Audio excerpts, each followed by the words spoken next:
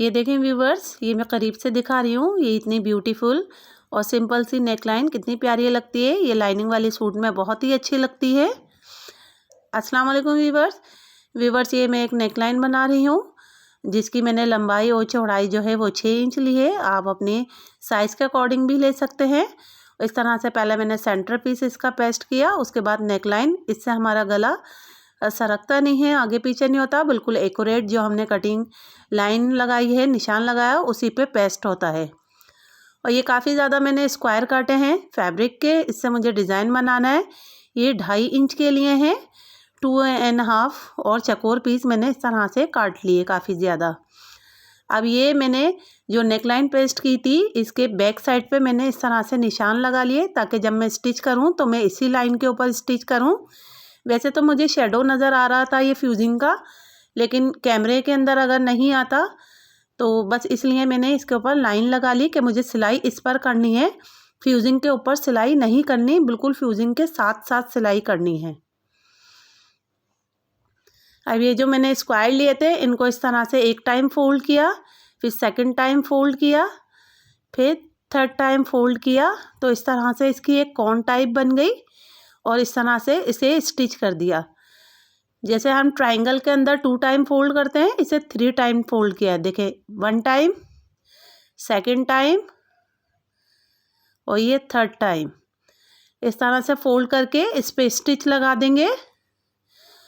और बस इसी तरीके से हम काफ़ी ज़्यादा जितने भी ये मैंने स्क्वायर काटे हैं, इन सब के इसी तरह से फोल्ड करके मैं काफ़ी ज़्यादा स्टिच कर लूँगी।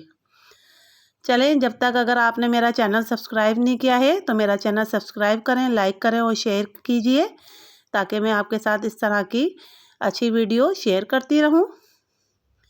ये देखें, ये काफ़ी ज़्यादा मैंने कॉन्स टाइप बना लिए हैं और इनका जितना भी एक्स्ट्रा है ये हम इसे कट कर देंगे। ये सारे कॉन जो है इन्हें मैं नीट कर लूँगी। नीट करने के बाद फिर मैं बताती हूँ किस तरह से इसे मैं स्टिच करूँगी। पहले नीट करने की वजह से हमारी सिलाई में फिनिशिंग आ जाती है, बाद में हमें कट नहीं करना पड़ता। ये ऊपर से 1/2 इंच छोड़कर हमने ये कॉन अटैच करनी है सारी, और जो हमने लाइन लगाई थी बिल्कुल उसी लाइन के ऊपर हमें स्टिच लगानी है, उससे आगे पीछे नहीं करनी, वरना डिज़ाइन के अंदर नीटनेस नहीं आएगी। और ये देखें, मैं कितने करीब करीब, बिल्कुल गैप नहीं छोड़ रही, बिल्कुल करीब करीब इन्हें अटैच कर रही हूँ, क्योंकि अगर इनमें गैप आएगा तो फिर डिज़ाइन में ब्यूटी नहीं आएगी। और हमें ये डिज़ाइन बिल्कुल नीटली तैयार करना है, तो इस तरीके से हम ये सारे कोन इस तरह से अटैच करेंगे और जो हमने लाइन लगाई है उसी के ऊपर स्टिच करेंगे। ये देखें, मैं लाइन से बिल्कुल भी आगे पीछे नहीं कर रही हूँ, बिल्कुल लाइन के ऊपर। और फ्यूजिंग के ऊपर भी मेरी लाइन सिलाई नहीं आ रही है। बस इसी तरीके से ये सारे अटैच कर लेंगे। इस तरह के डिज़ाइन जो होते हैं वो अस्तर वाले सूट पे बहुत अच्छे लगते हैं। आप लॉन कॉटन के सूट पे भी बना सकते हैं, मगर हम अमूमन अस्तर वाले सूट के ऊपर सिंपल गोल गले बना लेते हैं, तो ये हल्का फुल्का सा डिज़ाइन बहुत ही अच्छा लगता है। ये देखें, मैंने सारे कितने करीब करीब लगाए, किसी में इतना ज़्यादा डिस्टेंस नहीं छोड़ा। और मेरी सिलाई भी देखें फ्यूजिंग के बिल्कुल साथ साथ आई है, फ्यूजिंग के ऊपर नहीं आई है मेरी स्टिच। और अब सिंपल बस हम इसे सेंटर से सेंटर मिला के रखेंगे और इस नेकलाइन को ज्वाइंट कर लेंगे। ये लाइनिंग वाली शर्ट है जिसके ऊपर मैंने ये नेकलाइन बनाई है। अब मैंने एक तरफ से पिनअप कर लिया इसे और दूसरी तरफ से मैंने इस तरह से स्टिच लगा लूँगी। सिंपल जैसे हम नेकलाइन पलटते हैं, ये बिल्कुल इस तरीके से जैसे हम गोल गला बनाते हैं, बिल्कुल इजीली इसी तरीके से हम बना लेंगे। और जैसे फ्यूजिंग के साथ साथ हम स्टिच लगाते हैं, उसी तरीके से हम स्टिच लगा लेंगे। या जो हमने डिज़ाइन की स्टिच है उसी पे स्टिच लगा लेंगे। ये देखें, अब इसको सिंपल बीच में से कट करेंगे और छोटे छोटे कट लगा देंगे ताकि हमारा गला जो है उसमें खिंचाव नहीं हो। और उसके बाद लव की सिलाई लगाएंगे, जिस तरह से हम गला पलटने के लिए कि फिक्स अपनी जगह पर बैठ जाए। एक लव की सिलाई लगाते हैं, इस तरीके से लगाएंगे।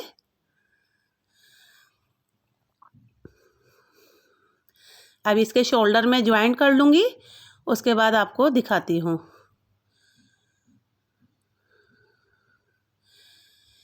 अब इसके ऊपर मैं हेमिंग कर लूँगी। टॉप स्टिच से देखें ये गला कितना अच्छा बैठ गया बिल्कुल अपनी जगह। अब मैं स्टिच करूँगी तो ये बिल्कुल आसानी से अपनी जगह बैठा रहेगा। जैसे उठे उठे गले होते हैं इस तरीके से नहीं होते। अब मैंने पूरे गले की इस तरह से तुरपाई कर ली। अब ये इसका फ्रंट साइड है। ये देखें सारी जितने भी हैं वो कोन की तरह ट्रायंगल लगे हैं और कितने करीब करीब। अब इसके ऊपर ये मैं पर्ल्स लगाऊंगी जो इसकी एम्ब्रॉयडरी से काफ़ी मैच हो रहे हैं। अब ये देखें ये कोन मैं इस तरह से खोलती जाऊंगी और शर्ट के ऊपर रखती जाऊंगी तो ये एक लीव्स की तरह बन जाएंगे।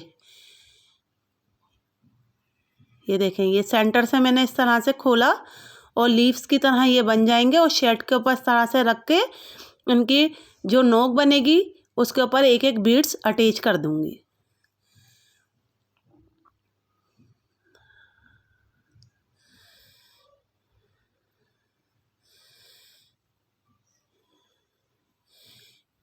ये बिल्कुल ही इसमें मैच हो रहे थे इसके पल्स जो हैं ये देखें ये लीव्स की तरह। ये बहुत छोटा काम है, बिल्कुल हाथों में नहीं आता, तो ज़रा आप गौर से देखिएगा। कैमरे में नहीं आ रहा, वैसे करना तो इजी है क्योंकि बस इन्हें लीव्स को बीच में से खोलना है। जब कोन को हम खोल के ओपन करके शर्ट के ऊपर लगाएंगे तो वो एक लीव्स की शक्ल में बनेगा डिज़ाइन।